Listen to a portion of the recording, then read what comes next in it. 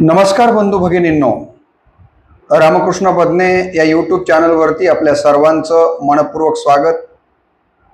18 जून 2024 हा राणी लक्ष्मीबाई यांचा पुण्यस्मरण दिन। त्यानिमित्ताने त्यांच्या कार्यकर्तृत्वाचा किंवा जीवनचरित्राचा थोडक्यात आढावा या व्हिडिओच्या माध्यमातून आपण घेणार आहोत। सर्वप्रथम मी राणी लक्ष्मीबाई यांच्या प्रतिमेला आणि विचारांना मनपूर्वक अभिवादन करतो। राणी लक्ष्मीबाईंच्या संबंधाने हिंदी साहित्यातील प्रसिद्ध कवयित्री सुभद्रा कुमारी चौहान यांची काव्य रचना अत्यंत प्रसिद्ध आहे। त्या काव्य रचनेतल्या काही ओळी प्रारंभीच आपण घेऊन या व्हिडिओला प्रारंभ करतो आहोत। सुभद्रा कुमारी चौहान राणी लक्ष्मीबाईंच्या संबंधाने म्हणतात, चमक उठी सन 57 में, चमक उठी सन 57 में वह तलवार पुरानी थी, चमक उठी सन 57 में वह तलवार पुरानी थी, बुंदेले हर बोलों के मोह, बुंदेले हर बोलों के मोह हमने सुनी कहानी थी, बुंदेले हर बोलों के मोह हमने सुनी कहानी थी, खूब लड़ी मर्दानी वह तो झांसी वाली रानी थी, खूब लड़ी मर्दानी वह तो झांसी वाली राणी थी। अशा पद्धतीनं राणी लक्ष्मीबाईंच्या कार्यकर्तृत्वाबद्दल सुभद्रा कुमारी चौहान या काव्यपंक्तीच्या माध्यमातून त्यांना अभिवादन करताना किंवा त्यांच्या कार्यकर्तृत्वाचा गौरव करताना या ठिकाणी आपल्याला दिसून येतात। आपल्या सगळ्यांना माहिती आहे की भारतामध्ये ज्या शूरवीर महिला होऊन गेल्या त्यामध्ये मा जिजाऊंचा आपल्याला गौरवाने उल्लेख करावा लागतो। त्यानंतर आपल्याला अहिल्याबाई होळकर यांचा गौरवाने उल्लेख करावा लागतो, तारा राणी यांचा गौरवाने उल्लेख करावा लागतो। जास्तीचा विस्तार न करता ज्यांच्या संबंधाने आज आपण विचार करतो याच मालिकेमधील असलेलं नाव म्हणजे राणी लक्ष्मीबाई यांचा आपल्याला गौरवानेच उल्लेख करावा लागेल। इतकं महत्त्वाचं काम त्यांनी इतिहासामध्ये केलंय, ही गोष्ट आपल्याला कधीच विसरता येण्यासारखी नाही आहे। जुलमी इंग्रजी सत्तेच्या विरोधामध्ये ज्यांनी ज्यांनी आपलं आयुष्य वेचलं त्यामध्ये महाराणी लक्ष्मीबाईंचा उल्लेख अग्रक्रमाने करावा लागेल। एवढं मोठं काम महाराणी लक्ष्मीबाईंनी केलेलं आपण सगळेजण जाणतो। अशा या महाराणी लक्ष्मीबाईंचा जन्म 19 नोव्हेंबर 1835 रोजी पिता मोरोपंत तांबे व माता भागीरथीबाई, काही ठिकाणी यमुनाबाई असंही आईच्या संबंधाने नाव आलेलं आहे, परंतु बऱ्याच ठिकाणी ही भागीरथीबाई असा उल्लेख जास्त प्रमाणात आपल्याला दिसतो। आणि म्हणून पिता मोरोपंत तांबे व माता भागीरथीबाई यांच्या पोटी उत्तर प्रदेशातील काशी या ठिकाणी त्यांचा जन्म झालेला आहे। आपल्याला माहिती असेल की त्यांचं लहानपणचं नाव हे मनू अशा पद्धतीचं होतं। लग्नाच्या नंतर त्यांचं नाव लक्ष्मीबाई करण्यात आलेलं आहे। सुरुवातीचं त्यांचं जे नाव आहे ते मनू आहे। लहानपणी आई वडिलांनी जे नाव ठेवलं ते नाव मनू असं होतं। आणि त्यांचं दुर्दैव असं की मनू नावाची ही मुलगी 4 वर्षाची असतानाच आईचं छत्र या मुलीच्या डोक्यावरनं हरवलेलं आहे। आई हे जग सोडून गेली आणि तिथून पुढे वयाच्या 4 वर्षाच्या नंतर वडिलांनी या मुलीचा प्रतिपाळ केलेला, आपल्याला सांभाळ केलेला आपल्याला दिसून येतो। लहानपणापासूनच अत्यंत चुणचुणीत आणि प्रत्येक कामामध्ये तरबेज अशा प्रकारचं जर कोण असेल तर ही मनू म्हणजेच पुढे चालून झालेली लक्ष्मीबाई होत्या। ही गोष्ट आपण लक्षात घेतली पाहिजे। नानासाहेब पेशवे, रावसाहेब व तात्या टोपे हे आणि राणी लक्ष्मीबाई हे एकत्रच शिकलेली आहेत, एकत्र राहिलेले आहेत, समवयस्क अशा पद्धतीचे हे तिघे चौघजण एकत्र होते। हे देखील आपण या ठिकाणी सुरुवातीलाच लक्षात घेणं गरजेचं आहे। अभ्यासामध्ये देखील मनू ही अत्यंत हुशार होती। त्याचबरोबर त्यांना संस्कृत भाषेचा देखील गाढा अभ्यास म्हणजे संस्कृत भाषेवरती प्रभुत्व त्यांनी मिळवलेलं आपल्याला दिसून येतं। त्या चपळ असल्यामुळे घोड्यावर बसणे, कसरतीची कामं करणं, कसरतीची खेळं खेळणं, मर्दानी खेळं खेळणं यामध्ये लहानपणापासूनच लक्ष्मीबाई ह्या पारंगत असलेल्या आपल्याला दिसून येतात। म्हणजे असं म्हणतो ना आपण की लेकराचे पाय पाळण्यात दिसतात. जिजाऊंचे चरित्र मी युट्यूबवर माझ्या टाकलं, त्यावेळेला मी आपल्याला सांगितलं की जिजाऊ देखील लहानपणापासूनच, अहिल्याबाई देखील लहानपणापासूनच कशा कर्तृत्ववान होत्या. कर्तृत्ववान माणसांचं कर्तृत्व हे लहानपणापासूनच दिसायला लागतं. मला असं वाटतं की त्या श्रेणीमध्ये लक्ष्मीबाईंनी देखील लहानपणीच कसरतीचे खेळ खेळणं, मर्दानी खेळ खेळणं, घोड्यावर बसणं, अशा पद्धतीच्या मध्ये त्या पटाईत असलेल्या आपल्याला दिसून येतात. त्यांना लहानपणापासूनच हत्ती या प्राण्याबद्दलचं नेहमीच आपुलकी राहिलेली आहे. हत्ती या प्राण्याबद्दल दसऱ्याला जेव्हा सीमोल्लंघनाला लोक घराच्या बाहेर पडायचे, श्रीमंताची मुलं हत्तीवर बसून सीमोल्लंघन करायला निघायची, त्यावेळेला या मनू नावाच्या छोट्या मुलीला असं वाटायचं की आपल्याला हत्तीवर बसायला मिळावं, परंतु घरची गरिबी, घरी काही हत्ती उपलब्ध नाही आहे आणि इच्छा असूनही हत्तीवर कोणी बसण्यासाठी परवानगी देत नाही आहे. आणि म्हणून ही छोटी मनू अंतःकरणामधून नाराज व्हायची की मला हत्तीवर बसायची इच्छा आहे, पण मला कोणी हत्तीवर बसू देत नाही आहे. आणि वडिलांना देखील आपल्या मुलीची आपण हत्तीवर बसवण्याची इच्छा पूर्ण करू शकत नाही आहेत, याचं दुःख व्हायचं. आणि अशा प्रकारचे प्रसंग येत गेलेले आपल्याला दिसून येतात. एकदा तर आपल्या मुलीला हत्तीवर बसायला मिळालं नाही म्हणून मुलगी नाराज झाली. हे बघून वडील आपल्या मुलीला म्हणाले होते, आपण गरीब माणसं आहोत, आपल्या नशिबामध्ये कुठे आहेत हत्ती? बेटा, वाईट मानण्याचं काही कारण नाही आहे, रडू नकोस, कारण आपण गरीब आहोत आणि गरीब माणसाला हत्तीवर बसण्याचा या ठिकाणी मौका कसा मिळेल, संधी कशी मिळेल? कारण आपण गरीब असल्यामुळे आपल्याला हत्तीवर बसताची संधी मिळणार नाही आहे. असं या लहान असलेल्या मनूला जेव्हा वडिलांनी सांगितलं होतं, तेव्हा मनूनी जे उत्तर दिलेलं होतं ते देखील इतिहासामध्ये नोंदवलं गेलेलं आहे. त्यावेळेला मनू म्हणाली होती, माझं नशीब कोण पाहिलंय? एकच काय, पण असे 10 हत्ती झुलतील माझ्या दारात. अशा पद्धतीचं उत्तर या छोट्या मनूनं आपल्या वडिलांना दिलेलं होतं की माझं नशीब कुणं बघितलंय? भविष्यामध्ये एक काय 10 हत्ती माझ्या दारामध्ये झुलतील, पुढचं कुणाला काय माहिती आहे? म्हणजे किती मोठी सकारात्मकता या छोट्या वयापासनं राणी लक्ष्मीबाईंच्या मनामध्ये होती, ही गोष्ट आपल्या लक्षात यावी म्हणून हे उदाहरण आपण, मला असं वाटतं की पाहिलं पाहिजे. आणि खरोखरच पुढे त्यांचा विवाह 1842 साली गंगाधरराव नेवाळकर यांच्याशी झालेला आहे, जे झाशीचे नरेश आहेत. झाशी या संस्थानाचे जे प्रमुख आहेत, ज्यांचं नाव आहे गंगाधरराव नेवाळकर, यांच्याबरोबर या मनू नावाच्या मुलीचा विवाह झालेला आहे झाशी या ठिकाणी 1842 ला. गंगाधर पंतांच्या त्यांच्याशी जो विवाह झाला तो दुसरा विवाह आहे. कारण गंगाधर पंतांचा पहिला विवाह झालेला होता, पण पहिली पत्नी वारल्यामुळं ते विधूर होते. आणि दुसरा विवाह गंगाधर पंतांचा या मनू बरोबर झालेला आहे, ही गोष्ट देखील आपण या ठिकाणी लक्षात घेतली पाहिजे. असं म्हणतात की गंगाधर पंत हे दुर्व्यसनी होते आणि त्यामुळं त्यांच्या संस्थानाचं जे की वार्षिक उत्पन्न 18 लाख रुपये असायचं, परंतु गंगाधर पंतांच्या या विलासी वृत्तीमुळं, दुर्व्यसनीपणामुळं हे उत्पन्न घटलं आणि ते केवळ 18 लाखावरून वार्षिक उत्पन्न किती लाखावर आलेलं होतं? केवळ 3 लाखावरती हे उत्पन्न आलेलं आहे. अशा पद्धतीनं हे संस्थान आर्थिक दृष्टीनं डबकाईस आलेलं आपल्याला दिसून येतं. परंतु या मनून आपल्या पतीच्या दारामध्ये पाऊल टाकल्याच्या नंतर आपलं नाव बदललेलं आहे. मनू हे नाव मागे पडलं आणि नाव झालं लक्ष्मी.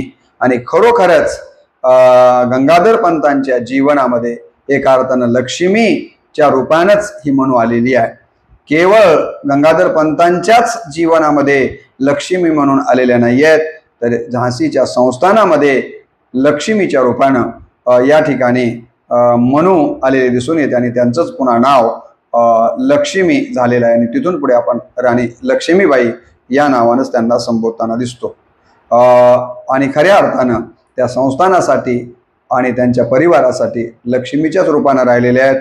कारण त्यांनी इतकी काटकसर केली पुढे चालून 5 वर्षामध्ये जे आपल्या पतीनं हे संस्थान कर्जबाजारी करून ठेवलेलं होतं, त्या कर्जबाजारीपणातनं आपल्या संस्थानाला अवघ्या 5 वर्षामध्ये लग्नाच्या नंतर मुक्त करण्याचं काम जर कुणी केलं असेल तर ते राणी लक्ष्मीबाईंनी केलं होतं। ही गोष्ट आपण लक्षात घेतली पाहिजे।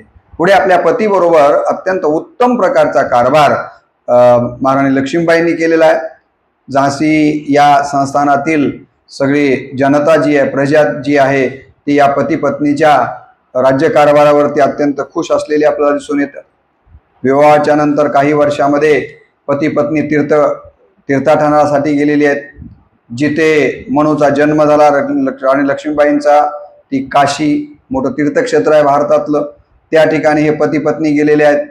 तिथं सगळं आपल्या माहेरच्या जुन्या आठवणी मनूला यायला लागलेल्या आहेत। या सगळ्या गोष्टींची आठवण त्यांना तिथं झालेली आहे आणि अत्यंत आनंदामध्ये तीर्थाटन करून गंगाधर पंत आणि लक्ष्मीजी दोघेही परत आपल्या संस्थानामध्ये आले आणि काही दिवसामध्येच त्यांना अत्यंत आनंदाची बातमी समजलेली आहे। कोणती आनंदाची बातमी समजली की या पती पत्नीला गोड असा पुत्ररत्न झालेला आहे आणि पुत्ररत्न झाल्यामुळं गंगाधर पंतांना गगनात मावेनासा आनंद झाला। असं म्हणतात की त्यांनी हत्तीवरनं संस्थानामध्ये साखर वाटण्याचं काम केलं, कारण त्यांना वाटलं की आता आपल्या संस्थानासाठी वारसदार जन्माला आला, त्यामुळं ते अत्यंत आनंदी झालेले आपल्याला दिसून येतात। पण दुर्दैव असं की हा मुलगा केवळ 3 महिनेच जगला आणि 3 महिन्याच्या नंतर हे जग सोडून मुलगा गेलेला आपल्याला दिसून येतो आणि ही गोष्ट गंगाधर पंतांच्या मनाला अतीव वेदना, दुःख झालं नव्हे तर हायच खाल्ली म्हणूया आपण खेड्यातल्या भाषेमध्ये। मुलगा झालेला 3 महिन्यामध्ये गेल्यामुळं वंशाचा जी काही परंपरा पुढे चालवणारा आहे, राजगादी पुढे चालवणारा जो आपला वारसदार होता, तो 3च महिन्यामध्ये गेला। हे दुःख असह्य झालं आणि असं सांगितलं जातं की या धसकीमुळं गंगाधर पंत आजारी पडलेले आहेत। त्यांना असं वाटायला लागलं की आता आपल्याला वारसदारच नसल्यामुळं हे इंग्रज धूर्त आहेत, उद्या माझ्या मृत्यूनंतर हे जे काही संस्थान आहे ते खालसा करून टाकतील आणि पुढे काय असं प्रश्नचिन्ह गंगाधर पंतांच्या सारखं डोळ्यासमोर उभं राहत गेलेलं आहे आणि म्हणून त्यांनी एक विचार केला की काय करायचं। त्यांनी इंग्रजांशी सलोख्याचे संबंध ठेवलेले होते आणि इंग्रजांशी त्यांचे सलोख्याचे संबंध असल्यामुळं त्यांना असं वाटत होतं की इंग्रज आपल्याला निश्चितपणे मदत करतील। आपल्याला माहीत असेल की शेवटी आपल्याच वंशजांच्या पैकी वासुदेवराव नेवाळकर यांचा मुलगा, वासुदेवराव नेवाळकर जी त्यांच्याच वंशातले होते, त्यांच्या एका मुलाला आपला स्वतःचा मुलगा वारल्याच्या नंतर 20 नोव्हेंबर 1853 सगळ्या गावकऱ्यांच्या संस्थानिकांच्या समोर साक्षीनं दत्तक म्हणून या ठिकाणी त्याचा स्वीकार केलेला आपल्याला दिसून येतो। दामोदर असं त्याचं नाव आहे।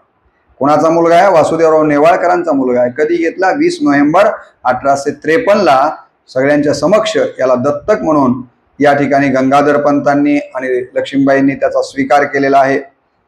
हे स्वीकार केल्याच्या नंतर देखील गंगाधर पंतांना खात्री नव्हती इंग्रजांची आणि म्हणून इंग्रजांशी त्यांनी अशा पद्धतीचा एक करारच केला की माझ्यानंतर या ठिकाणी माझा वारसदार म्हणून हा जो मी घेतलेला दत्तक पुत्र आहे त्याला या ठिकाणी वारसदार म्हणून नेमावं। इंग्रजांनी देखील तशा प्रकारची हमी दिलेली आहे आपल्याला दिसून येतं।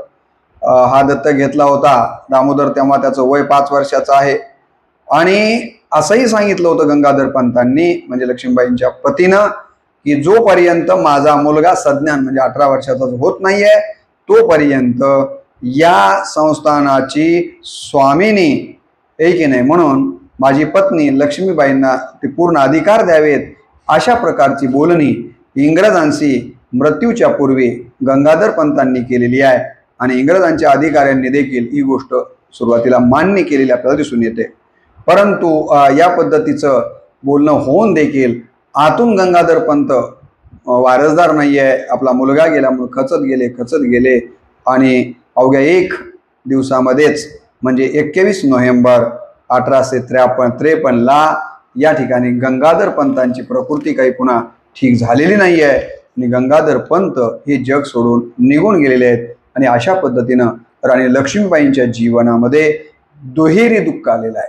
एक तर पुत्ररत्न 3च महिन्यामध्ये हे जग सोडून गेला, हे पहिलं दुःख, आणि लगेच काही काळामध्ये पतीही आपल्याला सोडून गेलेत, हे दुसरं दुःख त्यांच्या आयुष्यामध्ये आलेलं आपल्याला दिसून येतं. जसं की अहिल्याबाई होळकरांच्या बद्दलचा एक व्हिडिओ मी यूट्यूबवर टाकला आणि त्यावेळेला आपण बघितलं की अहिल्याबाईंना आपला पती गेलेला आहे, आपले सासरे गेलेले आहेत, आपली सासू गेलेली आहे, आपला जावई गेलेला आहे.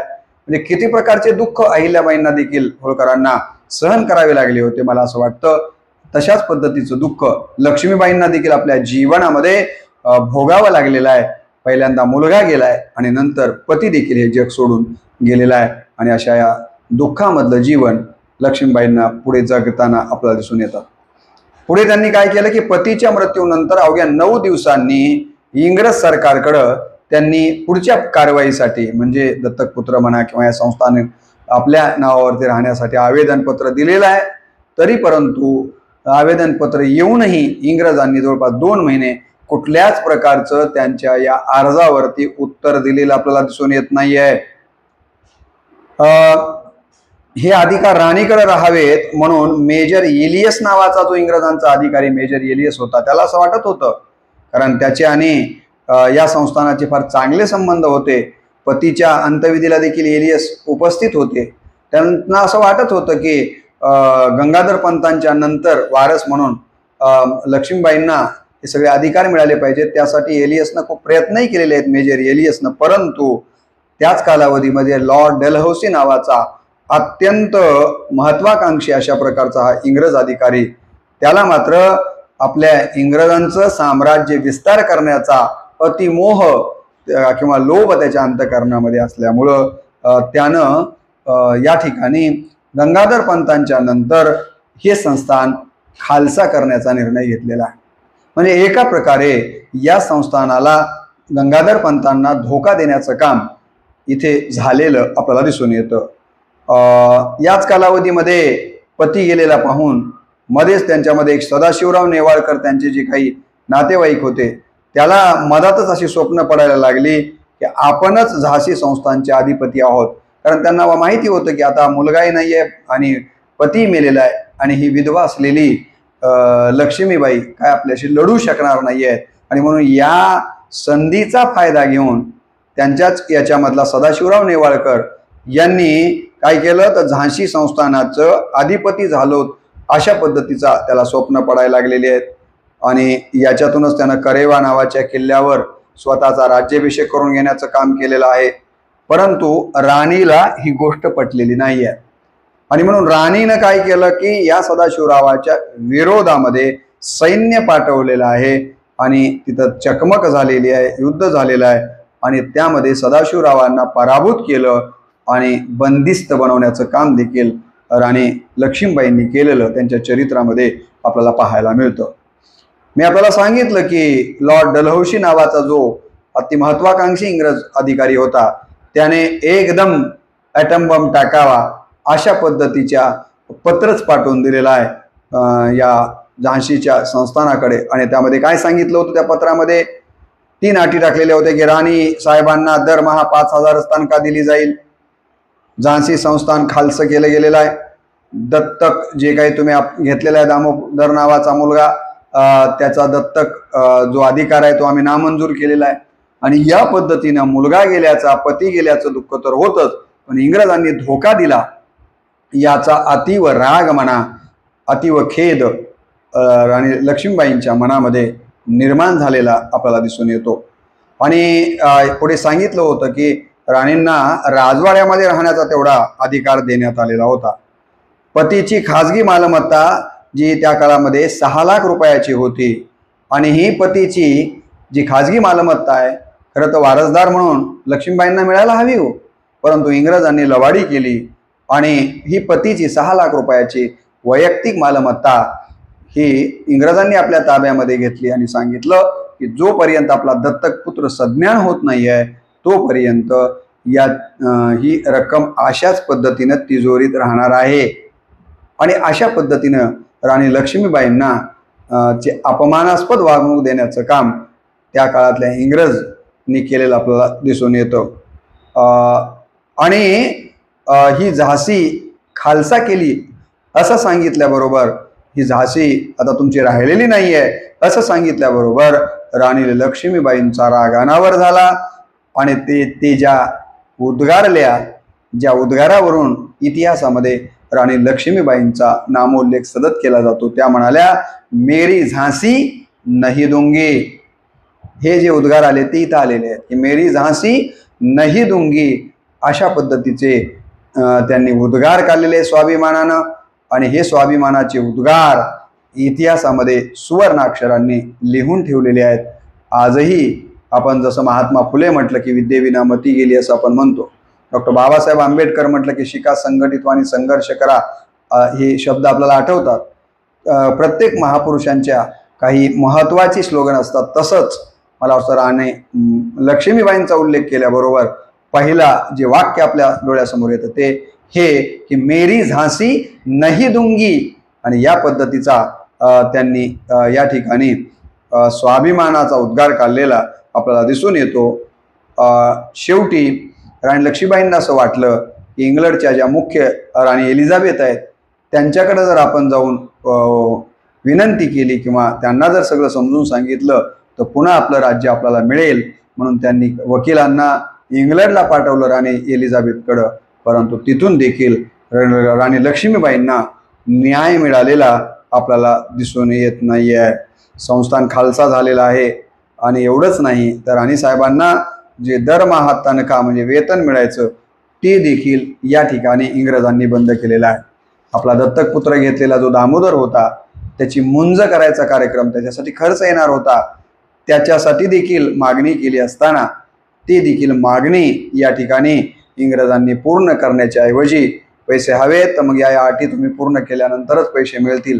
आणि या सगळ्या गोष्टींच्या मधनं राणी लक्ष्मीबाईंचा सतत अपमान करण्याचं काम या इंग्रजांनी केलेलं आपल्याला दिसून येतं. आणि यातच मग एक घटना त्या कालावधीमध्ये घडलेली आहे. कोणती घटना घडलेली आहे तर 29 मार्च 1857ला बंडाचा वनवा देशभर पेटलेला आपल्याला दिसून येतो. मंगल पांडे 1857चे बंड किंवा 1857चा उठाव आपण म्हणतो ना, आणि जो उठाव मंगल पांडे या युवकाने केलेला होता, ही परिस्थिती नंतर निर्माण झालेली आहे. या पद्धतीनं 29 मार्च 1857ला मंगल पांडेनं उठाव केलेला आहे सैनिकांच्या करवी. आणि त्याच्या या कामाबद्दल इंग्रज नाराज झालेले आहेत आणि मंगल पांडेला फाशी देण्याचं काम केलेलं आपल्याला सगळ्यांना माहिती आहे. परंतु मंगल पांडेंच्या फाशी दिल्यानंतर मात्र तत्कालीन भारतीय सैनिक नाराज झालं आणि जागोजागी इंग्रजांच्या विरोधामध्ये बंड करून उठलेले आपल्याला दिसून येतात. ज्यामध्ये दिल्लीला बंड केलेला आहे सैनिकांनी, बरेलीला केलेला आहे, कानपूर, आग्रा, पटना, अलाहाबाद, लखनौ अशा विविध ठिकाणी बंड करण्याचं काम त्यांनी केलेलं आपल्याला दिसून येतं. झाशी येथे कालेखा गुलबक्ष, याच कालावधीमध्ये झाशी येथे कालेखा गुलबक्ष यांनी देखील बंड पुकारण्याचं काम केलेलं आपल्याला दिसून येतं. आणि या कालेखा गुलबक्ष यांनी बंड पुकारलं. स्टार फोर्ट किल्ल्यावर या बक्षनं काय केलेलं आहे, गुलबक्षनं तर आक्रमण केलेलं आहे, हल्ला चढवलेला आहे. गोऱ्या सैनिकांना या गुलबक्षच्या सैनिकांना कापून काढण्याचं काम केलेलं आहे.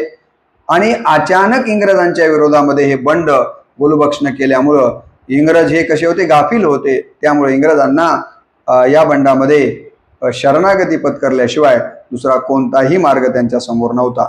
याच कालावधीमध्ये हा किल्ला मात्र राणीच्या ताब्यामध्ये आलेला आहे या परिस्थितीचा फायदा म्हणून. परंतु बंडखोरांनी अनेक लोकांची या कालावधीमध्ये कत्तल केलेली आहे. राणीला देखील धमकी दिलेली आहे की तुमच्याकडे जे असेल ते आम्हाला, दागिने काय पैसे असतील ते रोकड द्या. आणि राणीने देखील या बंडखोरांना दागिने देऊन टाकलेले आहेत आणि रक्कमही दिलेली आहे. अशा पद्धतीनं या बंडखोरांनी लूटच एका प्रकारची करून हे दिल्लीला निघून गेलेला एक प्रकार याच कालावधीमध्ये आपल्याला दिसून येतो. या कालावधीमध्ये झाशीच्या ठिकाणी इंग्रजांचा पाडाव्या उठामुळं झाल्यामुळं झाशीचं मुख्य महाराणी पद हे लक्ष्मीबाईकडे आलं. ही गोष्ट देखील इथं आपण लक्षात घेतली पाहिजे. आणि झाशीच्या महाराणी म्हणून जेव्हा लक्ष्मीबाईंनी कारभार हातामध्ये घेतला तो अत्यंत उत्तम पद्धतीने हा कारभार चालवण्याचं काम केलेलं आपल्याला इतिहासामध्ये पाहायला मिळतं। याच कालावधीमध्ये ओरच्या संस्थांचा दिवाण ज्यानं 20,000 सैनिक घेऊन झाशीवरती स्वारी केलेली आहे। यात राणीनं रणचंडिकेचा अवतार धारण केलेला आहे आणि नथे खांची पहिली तुकडी कापून काढण्याचं काम राणी लक्ष्मीबाईंनी केलेलं आहे। आणि अवघ्या 2 तासामध्ये या ओरच्या नजीकही 20,000 सैनिकांच्या करवी राणींना या ठिकाणी पराभूत करण्याचा प्रयत्न केला होता, पण अवघ्या 2 तासामध्येच त्यांना पराभूत करण्याचं धूळ चाकण्याचं काम राणी लक्ष्मीबाईंनी आपल्या शौर्यानं स्वतः रणांगणामध्ये उतरून केलेलं आपल्याला या ठिकाणी दिसून येतं। परंतु राणींना नेहमी आक्रमणांच्या मध्ये गुंतवून ठेवण्याचं काम वेळोवेळी इंग्रज करताना आपल्याला दिसून येत आहेत। अशा वेळेला राणी साहेबांना असं वाटत होतं की इंग्रज कुठेतरी आपल्याला मारतील आणि आपल्या स्त्री देहाची विटंबना करतील। अशा स्त्री देहाची विटंबना करून घेण्यापेक्षा मला असं वाटतं की हा देह आपणच संपवावा असाही विचार त्यांच्या चरित्रामध्ये सांगितला गेला आहे की आला होता त्यांच्या मनामध्ये। परंतु त्या काळातली जे काही ठाकूर त्यांचे सैनिक होते त्यांनी सांगितलं की असा विचार करू नका, लढलं पाहिजे आणि त्यासाठी त्यांच्या मनाला बळ देण्याचं काम त्या काळामध्ये झालेलं दिसून येतं। सैनिकांनी आणि त्यांच्या सहकार्याने हाही सल्ला दिलेला आहे की तुम्हाला जर वाटत असेल की आपण याच्यामध्ये हारू आणि आपण स्त्री असल्यामुळं इंग्रज आपल्या देहाची विटंबना करतील तर आपल्याला एक मार्ग काढता येईल की तुम्ही इथून कालपीला जिथं की आपण जावं असं आम्हाला असं वाटतं आणि त्यासाठीची आपण तयारी करावी। आम्ही इथलं सगळं बघायला तयार आहोत। आपल्या सहकार्यांनी दिलेले ज्या काही सूचना आहेत त्या राणी साहेबांना योग्य वाटल्या। काही तुकडी आपल्या सोबत घेतलेली आहे। सैनिकाचा वेश धारण करून या ठिकाणी पुरुषाचाच वेश धारण करून घोड्यावरती बसून या ठिकाणी इंग्रजांना चकवा देत देत आपल्याला माहीत असेल की राणी लक्ष्मीबाई या कालपीकडे निघालेले आपल्याला दिसून येतात।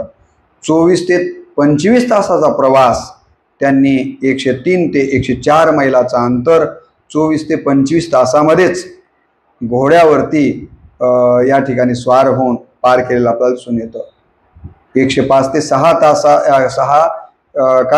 मैलाचं अंतर होतं झाशी ते कालपीचं, तर त्यांनी 23-24 तास सलग प्रवास करून हे अंतर कापले आणि मध्यरात्री या ठिकाणी राणीसाहेब कालपीला पोहोचले असं त्यांच्या चरित्रामध्ये आपल्याला पाहायला मिळतं। इकडे इंग्रजांनी झाशीमध्ये धुडगूस घातलेला आहे। आता राणी लक्ष्मीबाई इथं नाही आहे, ती कळल्यामुळं तर त्यांनी राजवाडा लुटलेला आहे। उंची वस्त्र राजवाड्यातली पसार केलेली आहेत। जे काही मोहरा होत्या राजवाड्यामध्ये त्या देखील पसार करण्याचं काम त्यांनी केलेलं आहे। आणि दुसऱ्या दिवशी राणी साहेब मी म्हणालो की त्याच दिवशी रात्री 12 तिथं पोहोचले आहेत कालपीला। दुसऱ्या दिवशी राणी साहेबांची आणि तात्या टोपेंची कालपीमध्ये भेट होते आणि तात्या टोपे आणि तुम्हाला म्हटलं मी की लक्ष्मीबाई त्या लहानपणचेच बालवयातलेच मित्र होते, त्यामुळं बालपणातल्या सगळ्या आठवणी त्यांना झालेल्या आहेत आणि दोघांनाही दाटून आलेलं आपल्याला दिसून येतं। मी पुढे आपल्याला असंही म्हणालो होतो की रावसाहेब पेशवे देखील त्यांच्याबरोबरच त्या काळामध्ये लहानपणात होते, त्यांची देखील तिथं भेट झालेली आहे। आणि या पद्धतीनं हे लहानपणचे तिन्ही सोबती एकत्र आलेले आहेत। तात्या टोपे, रावसाहेब पेशवे आणि लक्ष्मीबाई हे तिघे एकत्र आलेले कालपीमध्ये आपल्याला दिसतात। सर हिरोजला कळालं की राणी साहेब या कालपीला गेलेल्या आहेत, झाशीमध्ये नाही आहेत आणि मग त्यानं ठरवलं की आता आपली मोहीम आपण कालपीकडे वळवली पाहिजे। आणि म्हणून सर हिरोजनं आपली मोहीम कुणीकडे वळवलेली आहे तर कालपीकडे वळवलेली आपल्याला दिसून येते। तिथे आल्याच्या नंतरही घमासाने युद्ध झालेलं आहे। रावसाहेब पेशवे यांची फौज राणी साहेबांबरोबर लढते आहे। राणी साहेबांच्याकडं स्वतःचे 300 स्वार असलेले आपल्याला दिसून येत आहेत, परंतु रावसाहेब पेशव्यांच्याकडे असलेला अति अहंकार यामुळं या लढाईमध्ये राणी लक्ष्मीबाईंनी 300 स्वारांना आपल्या सोबत घेऊन इंग्रजांशी निकराचा लढा दिलेला आहे। त्यांचा तोफखाना बंद पाडण्याचं काम केलेलं आहे। अनेकांना कापून काढण्याचं काम देखील केलेलं दिसून येतं। परंतु इंग्रजांच्या या सगळ्या लढाईतनं हळूहळू त्यांच्या लक्षात येतं की आता आपण पुढे गेलो तर आपला पराजय होण्याची शक्यता आहे, म्हणून ते हळूहळू माघार घेतात आणि जंगलातून त्या निघून जात असताना टोपेंचं सैन्य, तात्या टोपेंच्या सैन्याची त्यांची भेट होते आणि पराभूत झाल्याबद्दल आपण मनामध्ये कुठल्याच प्रकारची नाराजी आणू नये अशा प्रकारची चर्चा तात्या टोपेच्या सैनिकामध्ये आणि राणी साहेबांच्या मध्ये झालेला उल्लेखही या ठिकाणी त्यांच्या चरित्रामध्ये आपल्याला पाहायला मिळतो। त्यानंतर तात्यासाहेब इंग्रजांच्या विरोधामध्ये लढताना राणी साहेबावर तात्यांनी सोबत घेतलेला आहे। राणी साहेबांना इंग्रजांच्या विरोधामध्ये तात्याही लढत आहेत, राणी साहेब बी लढत आहेत आणि लढत असताना तात्यांनी म्हणजे तात्या टोपेंनी लक्ष्मीबाईंना कोणती जबाबदारी दिली आहे तर ग्वाल्हेरच्या पूर्वेकडील भागाची जबाबदारी राणी लक्ष्मीबाईंच्यावरती सोपवलेली आहे। राणी लक्ष्मीबाई ही जबाबदारी पार पाडण्यासाठी लष्करी पोशाख करून घोड्यावर बसतात आणि लढण्यासाठी जातात, परंतु नेहमी जो घोडा त्यांच्या लढण्यासाठी सोबत असतो तो आज नाही आहे। नवीन घोड्याला घेऊन ते या ठिकाणी लढण्यासाठी तयार झालेले आहेत। राणीने स्मिथच्या सैन्याचं, स्मिथ जे इंग्रजांचं सैन्य आहे त्या सैन्याचं कापाकापी सुरू केलेली आहे। युद्धामध्ये तोफांचा भडीमार देखील केलेला आहे आणि 17 जून 1858चा दिवस हा केवळ राणी साहेबांचा दिवस राहिलेला आहे। म्हणजे या दिवसभरामध्ये राणी साहेबांनी एवढं शौर्य गाजवलेलं आहे, एवढं शौर्य गाजवलेलं आहे की त्या सगळ्या लढाईमध्ये जर चर्चा कोणाची असेल, कुणाच्या नावानं तो दिवस जर लिहिला गेला असेल तर तो राणी लक्ष्मीबाईंच्या नावाने लिहिला गेला असा हा 17 मला असं जून 1858चा दिवस राणी साहेबांनी या ठिकाणी गाजवलेला आपल्याला दिसून येतो। पुढचा दिवस उजाडतो 18 जून 1858। ब्रिगेडियर स्मिथने राणीकडे असलेल्या सैनिकांना मोकळ्या जागेमध्ये घेऊन घेरण्याचं काम केलेलं आहे। त्याच कालावधीमध्ये इंग्रजांचा कॅप्टन हेनगेच्या नेतृत्वाखाली देखील राणीला घेरण्याचं काम 18 जूनला झालेलं आपल्याला दिसून येतं। राणी साहेब घोड्याचा लगाम आपल्या तोंडामध्ये धरतात, दोन्ही हातामध्ये दोन्ही तलवारी आहेत। असं म्हणतात की बऱ्याच वेळेला राणी साहेब आपल्या पाठीवरती आपल्या लेकराला बांधून लढाई करताना दिसत आहेत। दोन्ही हातामध्ये 2 तलवारी आहेत, हातामध्ये घोड्याचा लगाम धरलेला आहे आणि अशा पद्धतीनं त्या इंग्रजांच्या सैन्याच्या फळीमध्ये त्या घुसतात आणि अनेक सैनिकांना कापून काढण्याचं काम आणि तेजस्वी पराक्रम दाखवण्याचं काम देखील राणी साहेबांनी केलेलं आपल्याला दिसून येतं।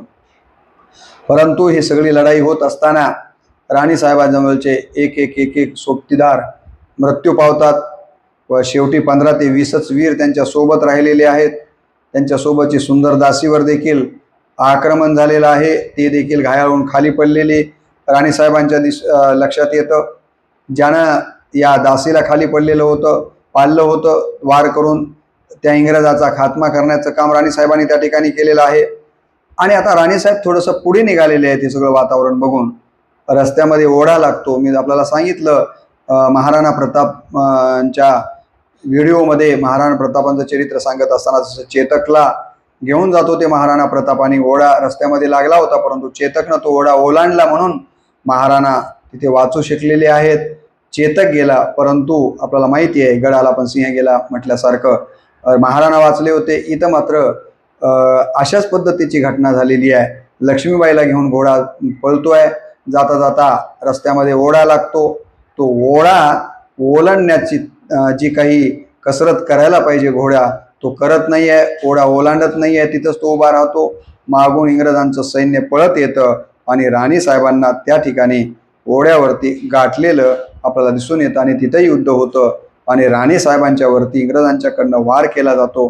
राणी साहेबांच्या हे जे काही चेहऱ्याचा उजवा भाग आहे तो त्या ठिकाणी तलवारीनं म्हणा या ठिकाणी तोडला जातो, तुटला जातो, भेदला जातो आणि राणी साहेबांचा डोळा या ठिकाणी बाहेर आल्याचं वर्णन या ठिकाणी आलेलं आहे। त्याच वेळेला रामचंद्र देशमुखांनी राणीला अशा अवस्थेमध्ये डोळा बाहेर आलेला आहे, अर्धा चेहरा तुटल्यासारखा झालेला आहे, अशा अवस्थेमध्ये रामचंद्र देशमुखांनी राणी साहेबांना तिथून जवळच्याच पर्णट कुटीमध्ये घेऊन गेलेले आहेत।